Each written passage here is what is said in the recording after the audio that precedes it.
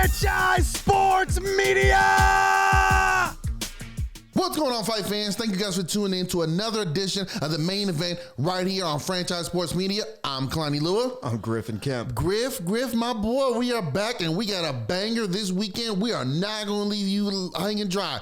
Boxing Friday, way over there in the other desert, Francis Ngannou, Anthony Joshua. Oh my. And then we got UFC 299 down in Miami. Busy weekend this week. Really quick, which one are you more excited for going into this weekend? We're excited for both, but if you had to pick one, which one are you going with? Why you put me on the spot? Got to, brother. That's how we doing it.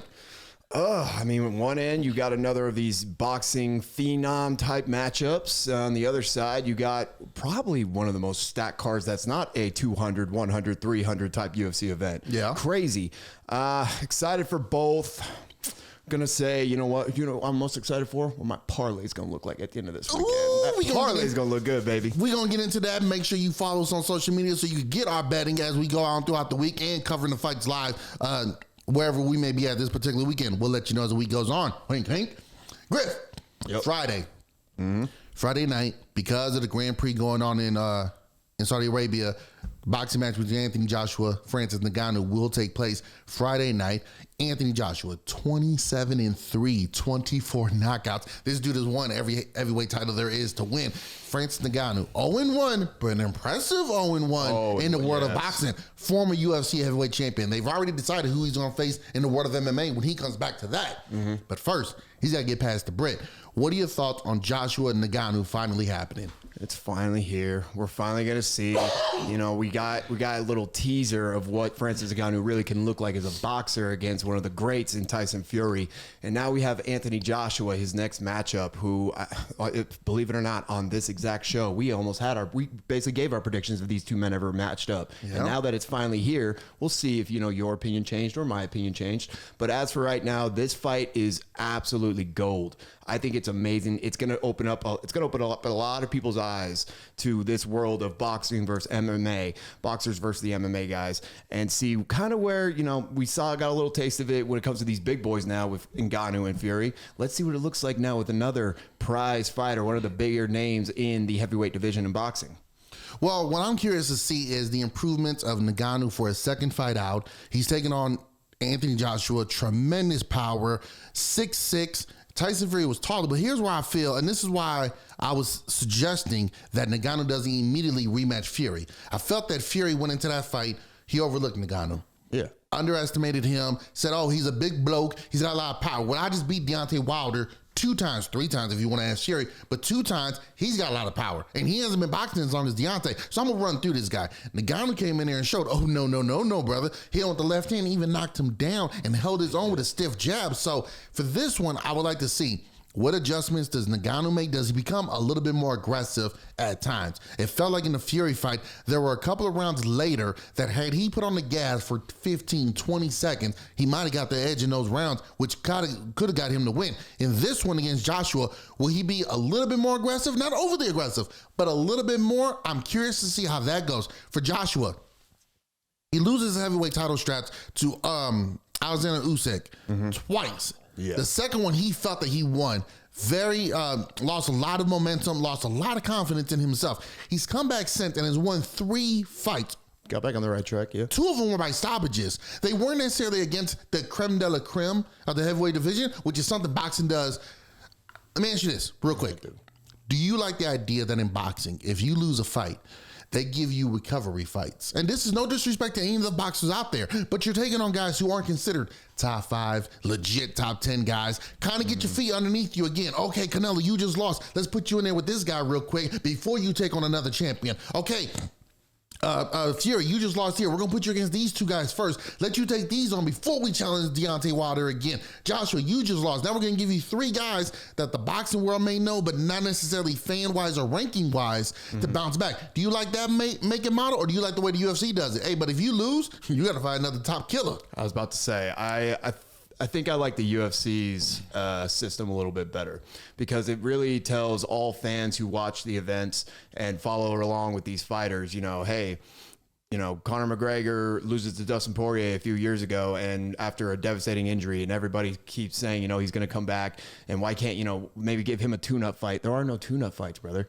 If you are seen as a top dog or a top star in any of the divisions, you got to keep fighting those top guys, those top-ranked fighters. It doesn't change, and that shows to all the fans that, hey, whoever your champion is, they were not babysat to this title. We did not hold their hand and make sure that they got to it. They had to go through killers and be a killer themselves. I think that's the best method. When it comes to boxing, I mean, we all hear the same thing in boxing. A single loss on a fighter's record is a killer. And if it's actually going to turn the point where if we can get away from that, guys who do lose still can find their way to a title shot in the near future, I think that's fine. But at the same time, you show to the fans that these boxers are absolutely the best of the best. Don't babysit. Don't try and get them in just because they have a little bit of shine, a little bit of, swagoo to their name. Get them. Let's see what they can really do against the best of the best. The boxing politics really have derailed a lot of momentum for big fights we've been wanting to see for decades. It's starting to come around lately. With the last few years, we've been seeing more big name fighters fight each other. I love the fact that Joshua at one point looked at matches like this as a gimmick fight. And now he's saying, you know what? Let me go in here and do it. Because what Ngannou did, and this is why we say he really won when he lost to Tyson Fury, because he showed that he wasn't just in there for a paycheck. I'm not just going to come in here, throw all these wild haymakers and bombs. I'm not going to throw back fists. I'm not going to try to hold the guy from behind and hammer fist them like some people try to do when they try boxing. It was a good effort. But I went out there and I showed you guys that I'm not a finished product, sure, but I could hold my own in here against one of your best. And I think that's why Joshua said, okay, this isn't just going to be a circus act. This isn't going to be a clown show. This is going to be a legit challenge for me. He's going to come in just like any other boxer. And I love the idea that Joshua now, okay, he's got 3 fights after his losses. Now, does he have his confidence fully back? Is he assured of himself to go out there and throw wind to the fire? One thing about Joshua in his 3 victories, he was a bit hesitant, a little gun shy at times, and it looked like he didn't want to let his hands go. After 3 fights, now he's taking on this challenger. Will he be willing to do that? Same thing with Ngannou. I think when Ngannou, he didn't want to gas out too early. So I think he was just trying to pick his spots. For Joshua, I don't know. Is he still hesitant? Is he still a bit gunshot? Remember when he fought Andy Ruiz? Ruiz put him down, and Joshua's never really looked the same since then. And I wonder if because he finally got tested to see that, 1, he doesn't have the chin to take too many big punches, but 2, he's not a machine. He's a man. He's a man. Full reference right there. Beautiful. But I want to get your thoughts as we walk into the prediction stage here. Yeah. Do you think, what will be the key to victory for both fighters, in your opinion? I think for Francis Ngannou, I think you look back at that fight you had with Tyson Fury, despite, all the hype and the, just the excitement everyone had around you after going toe to toe with arguably the greatest heavyweight boxer in the history of the sport. It was a beautiful performance, but it's kind of like you said, he did in the later rounds gas out a little bit. He wasn't, pushing the pace and threatening Fury the way it was in the early rounds. So that's something he could probably take away and say, you know what, I'm going to slow it down a little bit. I think a fighter with Anthony Joshua, the power, comparing him to Tyson Fury, I think maybe Anthony's got a little bit more power. He's got way more. I mean, he might have a little bit more power, but he don't have the technique. You don't have the, the sway that a Fury does. So I think for Francis, it's, slow down a little bit. This guy is not going to knock you out. You're going to go in here and you got to be technical. You got to be technical. It's not about that UFC, what did they say? His punch is the same as getting hit by a Mercedes or something crazy like that. Or I think it's a Ford Escalade. Ford Escalade is wild. But if that's the case, then that's great. Keep that in your back pocket. It's all about technical work, baby. It's all about keeping the pace. When it comes to Anthony Joshua, watch back that film and say, okay, this guy who came over from MMA did this to Tyson Fury. And whether Anthony Joshua sees himself at the same level as a Fury or not, because he definitely hasn't had as much success as Fury's had in his career. Oh, we can talk about that another show, but don't go there. We'll talk about another show. But I think if I'm Anthony Joshua, I'm looking at that fight non-freaking stop, and I'm saying, where did Fury go wrong? Obviously, he probably didn't take it as seriously as he should have going in. I think for Anthony, watch back that film, and you'll notice that what saved Fury from really getting that loss was being technical and being just using pure boxing and making sure to throw the throw punches at the right time and be where you needed to be. And that it ultimately probably got him the dub. So watch back the film, both men. It's going to be exciting as hell. I can't wait. What I'm looking forward to seeing, if I'm in Francis Ngannou corner, I'm gonna pick my spots on when I need to be aggressive. There's times where I feel Anthony Joshua, if I could get him backing up, I got the advantage. I have the advantage there. If I could get Anthony Joshua backing up, Fury found out with Deontay Wilder. Oh, he don't know how to box back, walking backwards. I'm gonna be aggressive. I think with Ngannou, you don't want Joshua, who has the power, who does have good technique, a stiff jab. You don't want him to gain his confidence the more and more you're in there with him if you're constantly backing up. Yeah. Ngannou, like he did at times with Fury, is going to have to plant his feet, walk forward and say, I'm coming with you. Throw that lead hook that he was throwing that knocked down Tyson Fury, come with the overhand right. I would like to see how Joshua responds to that because, again, is he still a little gun shy? I don't know. For Joshua, if I'm in his corner, but like you said, I'm technical work all day. I'm circling around. I'm moving around. I'm shaking and baking. But here's what I'm doing. I'm doing that for about 4 or 5 rounds. 6th, 7th, 8th round, guess what I'm doing? I'm standing right in front of him. Pop, pop, pop.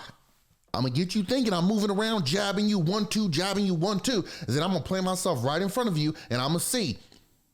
You're going to be able to stand here toe-to-toe, face-to-face, man-to-man, go blow for blow with me. I'm not just going to stand in the phone booth with my hands like this, but I'm going to stand there, pop, pop, pop, pop, and I'm going to be trying to be more aggressive. So if I'm Ngannou, be aggressive. Yeah. Pick your spots. Sometimes, go for it. What do you got to lose? If I'm Joshua, stick and move, then be aggressive. Stick and move, be aggressive. Stick and move, be aggressive. That would be mine. Francis Ngannou for the win. Francis Ngannou for the win. Ngannou for the win. Can I ask real quick? It's Francis Ngannou for the win. I don't care if a guy comes in on a parachute. We got to get the other stuff, Griff. He comes in on a parachute. I don't care if a turtle enters the ring. I don't care if Mike Tyson bites somebody's ears off in the crowd. Francis Ngannou for the win. All right. Aussie. All right. Final predictions. I actually think Anthony Joshua gets it done. Okay. I think it's going to be another one of those situations where he will get the victory. A lot of people argue, but it's boxing. You got to fight the way the sport was made. And Tyson won that fight because he's the better boxer. Anthony Joshua, I think, is going to come out and show I am the better boxer. It's going to be a decision. And I think that it's actually going to help Anthony a little bit in his career to say, hey, Tyson couldn't beat this MMA guy, but I did. So let's get me back in that title reign, baby. Let's get back in that title shot. Speaking of, let's see. What are we going to see? Well, now we was over in the desert on Friday night. Now we got to hop on a jet. We got to go across the water. And we got to go down to South Beach, baby. You know, I say what's up to Tony Montana, Fat Joe, DJ Khaled, Trick Daddy. We got to check in with Jorge. Got to check in with Jorge. Hey, Miss Trina. You still the baddest. Okay. Yes, you are. Oh, all right. But once we do all that and we shake a little tail feather, UFC 299 is going down. It's going down. Griff, your boy, Sugar Sean O'Malley, 17-1, making his first title defense against the man who gave him the one. Or, in Sugar Sean's eyes, didn't beat me. Chito, Marlon Vera, who is 21-8-1. Again, Vera does have the victory over Sean O'Malley and probably 2 bodies somewhere in the northern part of Florida. But we're not going to talk about that. Part 2, O'Malley, Vera, your thoughts? Oof. All right. There's been a lot of talk about this boy Sugar Sean O'Malley. They say that he's a wannabe Gregor who will never be a Gregor. They say he's a pop star who wants to be the biggest star, but just can't do it. So let's see then. We haven't seen the man since he fought Aljamain last year. Got that dub, got that beautiful knockout. So now they're going to say, okay, here's your real test, brother. Here's the guy that everyone watched you lost to. We watched it. It was on television. It don't matter. It doesn't matter. All the talk, all the naysayers, all the haters, they're gonna know and they're gonna learn that you don't mess with the Sugar Show. Okay, we're gonna see that freak. We're not gonna get any predictions yet, but God, this is the fight. If you're a Sean O'Malley fan, you want to watch this one, baby. I love what you said there because one thing about O'Malley, yes, there's always gonna be comparisons. Whenever you're flamboyant, outspoken, and confident in yourself, whoever did it last or first, that's who they're gonna compare you to. But I gotta give Sugar Sean all the credit in the world. He comes to fight. Every single one. You cannot say you watched a Sugar Sean fight and you wasn't entertained. From his press conferences to his entrance to how he presents himself in the cage to when the bell rings and he's coming out there. He is somebody that you say the colorful hair, the tattoos, and everything outside. Oh, that's a big distraction. He's this, he's that. But once that you hear that ding ding, it's on like popcorn. And I am curious to see now because we've seen this from a lot of fighters. Griff, you and I both can attest to this. I don't want to say it's easy, but climbing that hill is a far different hunger then once you reach the top, and now you got to take on everyone coming up. Sugar Sean was like, hey, I'm the underdog. This was meant to be. Now that I got the title, now that I'm the lead, now that I'm the main event, now that I'm the hunted, is that hunger still there? Oh, absolutely. Because for someone like Chito Vera, Chito feels like, I should have got everything you got. Maybe I don't do the hair, maybe I don't do all, but I should have got everything that you got. And when we did fight on TV that people saw, I won. But because of injuries or a step back here, yada, yada, yada. Lost to a Sandhagen. Like I said, a step back here or there. Yep. I didn't get that opportunity. Now I do. For Chito, can he stay focused? Can he go out there and repeat what he did the first time with minor adjustments? Can he go out there and prove that the spotlight is not too big for him? The first time was not a fluke. It wasn't just a leg injury. It was me actually making that leg injured and doing what I did in that cage. Can he prove that now that I'm the challenger on the big stage, we've seen phenomenal fighters, win streaks, but once they're across the way from the champion, lights too bright, stage is too big, arena's a lot louder. Do you think Chito Vera can focus and repeat, or can Sean O'Malley overcome this hump and rewrite history? Well, it's kind of like you said, man. It's hard to work as hard as you need to work when you're at the top, when you finally reach the pinnacle of whatever goal you had. But that's why I love the Sugar Show, because becoming the champion of the Bantamweight division was not the end goal for this cat. That's not the end goal. The end goal is what everybody keeps comparing him to. He wants that superstar face of the entire sport level of success. And for Sean O'Malley, and you see it too when he calls out guys like Ilia Topuria, and he talks about possibly moving up to featherweight and fighting whoever the champion is then, or going down, or super fights with Ryan Garcia and all these other boxers. This guy is wanting to reach the pinnacle that very, very few people have ever reached. So I think he's still got the hunger. He's still going to come out and put in the work and go and push him to, push himself to the limits to get this done. But with Chito, man, my favorite clip of Chito is when he's in there talking with Rockhold, and Rockhold just says, hey, Chito, what did you want to be when you grew up? And this cat says, oh, my life, I just wanted to be a gangster. Boy. So I'm saying, man, he's so honest with that stuff. And that's why I say I won't be surprised if they looked up there in northern Florida and realized wherever and just said, hey, man, Chito, we have some questions to ask you, man. True detective, we need to talk to you real quick. Let me ask you this. Real quick, I want to stay on the same path because you brought it up and I don't want to miss it later on. Yeah. But with O'Malley wanting to do other things, become a double champion, possibly a triple champion, move up to 45, move up to 55, fight a boxer, etc. Do you think, as a champion, there should be requirements before you move up? Because we're seeing now, every time somebody wins the title, they're already looking at the next division. Yeah, Ilia Topuria beats Volkanovski, he's already calling out Islam Makhachev. Do you think there should be a requirement before you could challenge for double champ status in the UFC? Yeah, I love that you asked that, because I completely agree. Every time a new champion gets the belt, his first instinct is to call out the champion and the division next to him. It's to call out boxers. It's build. You got to build within your division. Rack up the title defenses. Just because you gain the belt, how many times have we seen guys win the belt and then automatically lose before they can defend it even one time? Luke Rockhold, plenty of guys. Michael Bisping. Who else? No disrespect. No disrespect at all. No disrespect. It happens too often, and it's kind of like a lot of people in MMA social media are calling it the 2-division champion era. Back when what really looked good on a guy's resume is how many times he defended his title within his own division. And now, because of guys like Conor McGregor and honestly Alex Pereira, a lot of these guys who have had success going up the division, DC too, obviously every other double champion, exactly. But they bring into this new wave of where it's not necessarily about I want to be the greatest fighter. It's almost like I want to be the biggest star now. That's the goal, and that shouldn't be the goal. The biggest stars are the ones who went through the path to make themselves and to claim that title as the greatest fighters in their division, or possibly the greatest fighters in MMA. Do that route. I'd say like a limit. Defend your title at least 3 to 4 times, then maybe start calling out, especially when we start clearing out the division and all the contenders are gone. Like Volkanovski, him going up and fighting Islam, that was a good move. I liked it. It makes sense. Conor McGregor going up, maybe it didn't make sense at the time, but after the results, after he beat Jose Aldo and then went up to Eddie. Business-wise, it made all the sense in the world for him to do it, because at that time, it wasn't as popular. So at that time, I give you credit. That was one where it's like, all right, go ahead. Yeah, go ahead. So, but yeah, I think there should be a limit. We really need to start putting, safeguards on all this stuff, because it's just getting ridiculous, and it's making it so it's almost like taking away the value of a championship belt.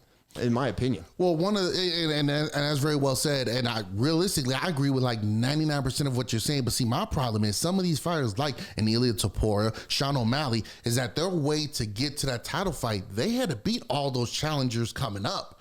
Now, I'm sure maybe there's 1, 2, maybe 3 that they don't face for obvious reasons. Matchup opportunities, timelines, injuries. But I beat the best of the best. So now I'm up here. Now if you're Ilia, you're looking back, you're like, okay, so who else do I need to really beat in this division? Well, Brian Ortega just beat Yair Rodriguez. Yair Rodriguez now has lost to him, Max Holloway, and Alexander Volkanovski. Does he really deserve a title shot right away? Absolutely. Max Holloway has lost 3 times to Alexander Volkanovski. The last one was so embarrassing. So now you say, well, how many fights does he get before he gets another title shot? So it's almost at the point where you say, okay, guys, Zabet, who was in here, he retired because of injuries. I beat pretty much everyone else who was there, who I haven't fought. They're not in a position to challenge me for a title just yet. Who else is left? Are you going to tell somebody at 55 to come down? You're going to tell somebody at 35 in the mid area who's 4th or 5th, but they're not close to a title shot to come up? No. So who else is left for me to do that? I do like the idea of saying 2, 3, maybe even 4. Then we'll look at it. But then sometimes, like Alex Pereira, you say, okay, Izzy already beat everyone for the title. Some of them he beat twice. Yeah. Pereira beat some dudes. Pereira beat him. Do we just recycle the same challenges all over again without them having another lengthy run at middleweight? No, go to 205. Same thing with John Jones. Yeah. I beat everyone at 205. So when the new champion comes, he's supposed to beat everyone I already beat? John Jones is a perfect example. He, did what he did at the light heavyweight division, went to heavyweight. Again, that's a move we both can agree with. I think I get what you're saying, but at the same time, hasn't that always been the game? It's always been like that. That's how boxing, MMA, kickboxing, whatever, Muay Thai, it's guys, you kind of have to get, recycle the deck, because when a new champion comes in, it reopens opportunities for guys who had their shot, lost it. And there are guys, almost like guys like Max Holloway, who he lost to Alexander Volkanovski 3 times, and yet he was still out here making sure he was the gatekeeper. Anybody who wanted a shot, they said, you got to fight not just the champion, you got to fight the guy who's the second scariest dude besides the champion to reach him. The former champion who was so dominant, and he's whooping everyone's ass on the way there. So Volk is saying, they're like, well, mate, who else am I supposed to fight? So I really do think that even though it's guys who you probably have seen too many times get title shots, I mean, we saw it when Izzy went through his reign at middleweight. It's just something that has to be done. You have to go against the best of the best. I got an idea how we could clear up some of this clutter, but we'll get to that after because we got to talk about this. But I got an idea on how you could fix some of that up. It might already be in action. Co-main event, Co-main event, Dustin Poirier. Ooh. It's French. Yeah. Taking on a real Frenchman here, Benoit Saint Denis. Oui, oui. What's that fighter's nickname? What do they call him out here in these UFC streets? God of War. God of War. I'm not Yikes. Not gonna lie. It's from a video game. It's pretty hard. It's pretty freaking hard. I'm not gonna lie. And his fight style backs it up. Oh yeah. Denis, 13-1, 1 no contest. Poirier, 29-8, 1 no contest. And listen, we already talked about Dustin Poirier enough on here, the Diamond. Much respect to the Diamond man himself. We know when he comes out there, submissions, knockouts, stand up, he's going to bring it. He's going to make you tear like he did Michael Chandler, or he's going to finish you like he did the first time against Justin Gaethje, or like he did against a former 2-division champion, where he broke his leg, knocked him out, and had him talking all that nonsense, and knocked him the down. It happened. But he's taking on Benoit Saint Denis. Yeah. Who literally, I mean, I think if Saint Denis win this, he's got to be next in line for. Well, no, that's another thing. 155 is so cluttered. I was about to say it's so cluttered because I was about to say, well, he should get a title shot. Oh no, wait! If my boy Charles Oliveira gets his next victory, which we'll talk about on the next show, he should get the title shot because he was already in line to get it. I mean, we have another guy who just won the BMF title, and everyone thought that because nobody knows exactly what the BMF title means for a guy, everybody automatically assumed that was basically his number 1 contender's fight, and that never happened anything with it. Well, now he's got to defend the title. But we haven't. But then, anyways, let's just get into this fight. Let's keep going. Poirier, Saint Denis. Yeah. What are your thoughts? How you see it going down? Fire. It's a fire matchup. Boom. Call 911. Dustin Poirier. Fire department has Stipe Miocic on speed dial. Stipe's busy. Stipe's apparently busy waiting. We'll get into that another show. Yeah, you have him to do it. I'm heavier than both these guys. Damn it, Stipe, you're not giving us nothing. This fight is fire, man. Dustin Poirier, a vet in the lightweight division. Not just a vet. He ain't a cowboy type of vet where everyone just respects him, but he ain't get it done. No, he's a dangerous contender. No, everyone loves and respects this dude to the core because not only is he a good fighter, he's a tremendous person who does a lot of good outside the cage. But you know when he's in there, it is war. Not just a great fighter, man. A savage who will go with there against Max Holloway. Max is pointing at the ground. He's pointing at the ground. That says put your foot in the tire. Nobody's moving. We're throwing shots. And if Conor McGregor wants to come back off his jet and he'll get knocked out, who does it? Dustin Poirier. I'm with you, brother. I'm with you, brother. Yeah, that's the same point. He breaks shins too. But they've been out for 2 years. Ain't far back because that leg ain't healed up yet. Anytime, anywhere, we're ready. Yeah, okay, yeah. But this ain't Jake Gyllenhaal. This ain't Roadhouse. This ain't no Jake Gyllenhaal. Which comes out later this year. And I can't wait. Sorry. Go ahead.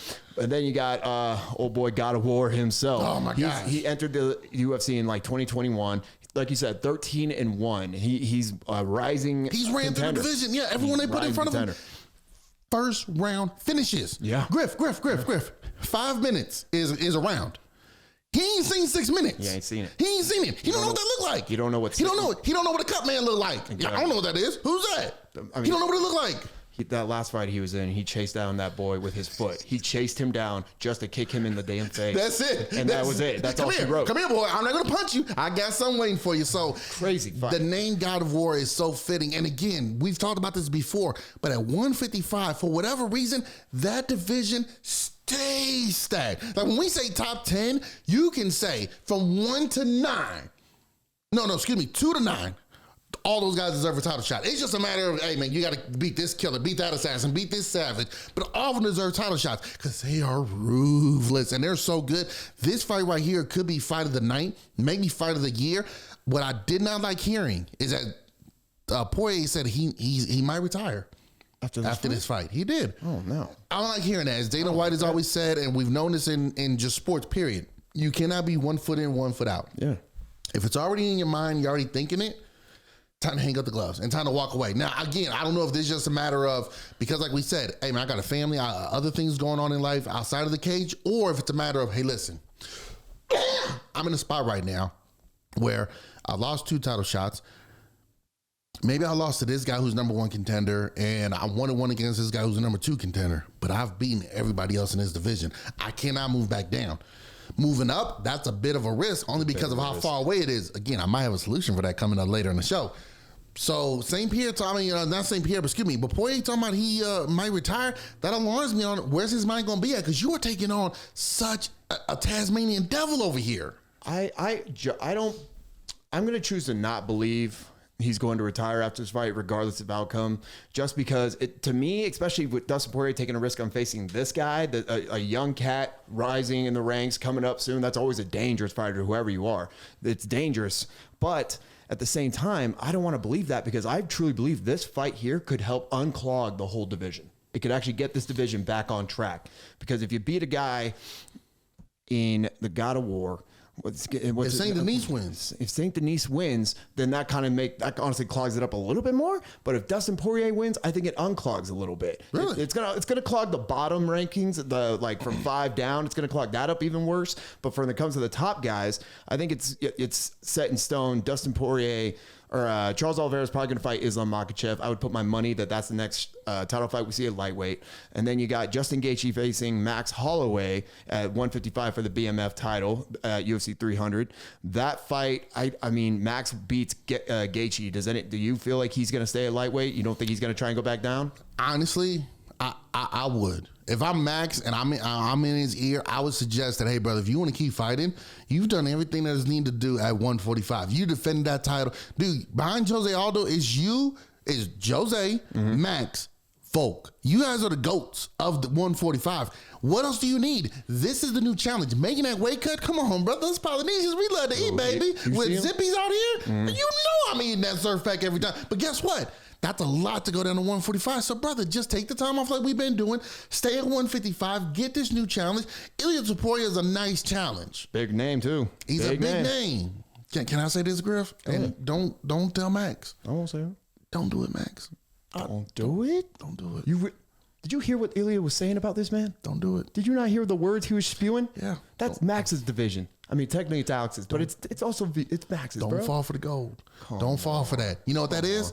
No. Okay, so let's say you seen a Full Metal Jacket. Yeah. Okay. So remember the scene where they were in Vietnam and the sniper was wounding the warriors instead of killing them? Mm-hmm. Why? I wound the warrior, so he calls out for help so that your partners come over. Oh, let's go help him. Pop, pop. That's what he's doing to Max. I think he's trying to set Max up to, hey, Maxie, go on back to 145. Because now guess what? If I'm Ilya, that's a big name. The second biggest name in this division. I beat him. There's no denying I'm the best here. I need to go to 155. I could beat all these other guys, but they've already been beaten for the title. I beat Max Holloway, and I do it definitively like I did against Volk. What's to stop me now? I can take it on Islam. Max, don't do it. Just stay at 155, brother. 155 is nice for you. You've beaten everyone else there is to beat there. Don't do it. I feel like I love this topic because we could fill a whole show with it. So I'll leave this topic for now. We'll talk about it when 300 comes up. Yeah. So but for this fight though, it's going to be great. I think the winner of it, whether it's Dustin Poirier or old boy, God of War boy, the Frenchie, if either one of them get this win, it's going to be really good for the lightweight division, and it's going to make, again, a division known in the past as one of the most exciting in the UFC. I think it gets it right back on track. We also got on this card Peter Yan taking on Song Yong Dong. Young Pewter, 16-5, former champion. Mm-hmm. He's taking on Yong Dong, who's 21-7-1 with one no contest. We also got Gilbert Burns at 22-6, taking on Jack Della Maddalena. You sure? Did I say that right?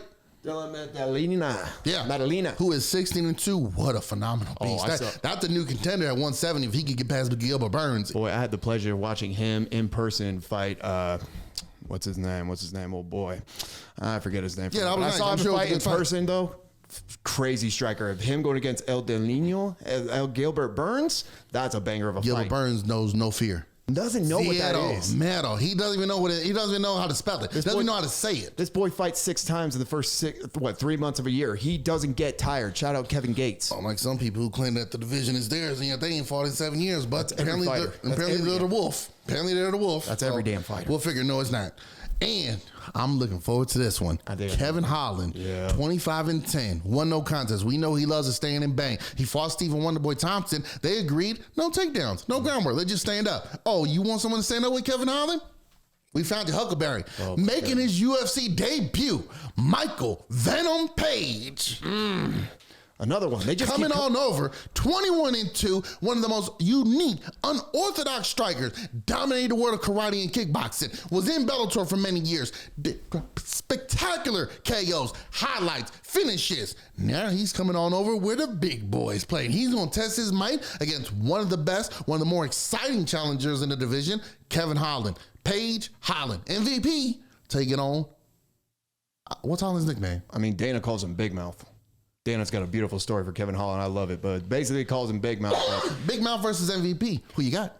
I think I got MVP, man. Ooh. I think Kevin Holland's I love Kevin Holland, but MVP looks freaking crazy. He's giving me the Alex Pereira vibes where they bring over this cat from a whole other sport, whole other division, or whole other corporation, and he just comes in and he wreaks nasty havoc. This is going to be a middleweight, no? No, this is going to be at welterweight at 170.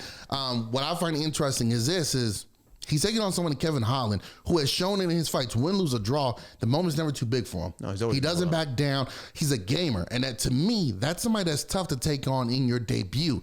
Because in your debut, you're already going to be nervous. Mm-hmm. Naturally, you're nervous because it's a fight. But that's your debut for the promotion, the big promotion. You're already nervous. We've heard from several fighters who have come over at different times, and they've all said, yeah, the UFC jitters are real. It's a bigger stadium, bigger arena. You got Bruce Buffer calling your name. So it is a lot to go in there. Now you're taking on somebody who's not going to be nervous, who's not going to stand across from you like, oh, shit, I'm taking on this guy. I think that's a little bit of a setup to where Venom Page is not careful. He can get caught by Holland. We've seen him do it several times to Jacare, and we've seen him do it to many other fighters. So for me, I'm very curious to see, does Michael Venom Page stick to his unorthodox style through and through and is aggressive, or he's a bit hesitant, almost like the second time he fought Douglas Lima? The first time he was aggressive, he got knocked out. Beautiful knockout, by the way, but he got knocked out. The second time, bit more reserved, a little bit more of the tactician against Kevin Holland. Does he want to make a major statement, or does he want to go in there and just get the victory, get that underneath his belt? For Kevin Holland, this is your perfect opportunity to prove you're still one of the best at 170. Get a victory over someone with this much hype, that's going to knock you up there. Get done and finish with, woo! It's going to be nice. I think here's a fun way we can close the show out today.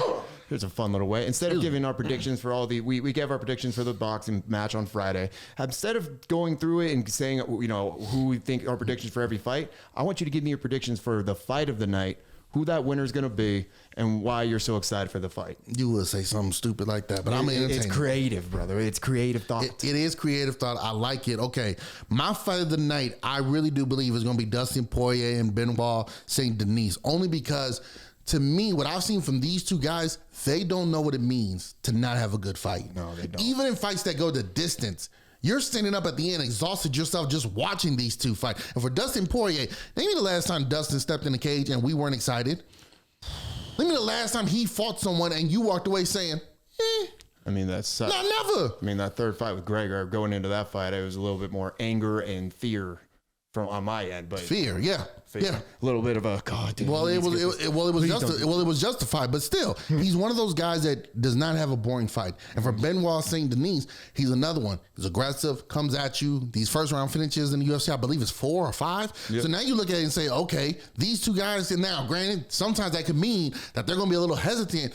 But we've seen Poirier against Chandler, Gaethje, Holloway, Oliveira, Khabib, everyone. Mm-hmm. He'll show you respect for about 30 seconds. And then at some point, I got to touch you. Got to touch you, Griff. I got to touch you. Gotta let you taste this leather, baby. Yeah, and then Benoit's like, bring it on. So he's game too. To me, that is what I feel is going to be the fight of the night and the one I'm most excited for on this card. And who's coming out the champ? Who's coming out the winner? The fans. The fans? Fans, there we go, baby. I like it. My pick, it's no surprises here. I'm going with the main event, Sean O'Malley versus Chito Vera. There's bad blood between these two. Both of them are the most exciting guys in the bantamweight division. And I'm going to go on a limb here and say, no, I'm just kidding. It's going to be the Sugar Show, baby. We're winning this belt. We're keeping it on top. We are going to keep the show running. Can't wait, baby. Well, one way to find out. We're going to find out. Stay tuned come Friday and Saturday. We're going to find out how these matches go, and we are going to be recapping it, live watching it. So be sure you guys tune into the Franchise Sports Media social pages on Instagram, as me and Griff will be going live with our immediate reactions after these fights take place. This has been Griff and Kemp. I'm Kalani Lewis. Thank you guys for tuning in to another edition of the main event right here on Franchise Sports Media. Be sure to like, share, and subscribe, and come to franchisesportsmedia.com for all your content in sports. Till next time, fight fans. Peace.